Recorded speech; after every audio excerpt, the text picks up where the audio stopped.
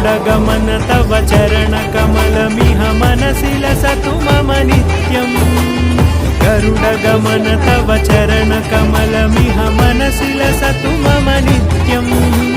मनसि लसतु मम नित्यम् मम तापमपाकुरुदेव मम पापमपाकुरुदेव मम तापमपाकुरुदेव मम पापमपाकुरुदेव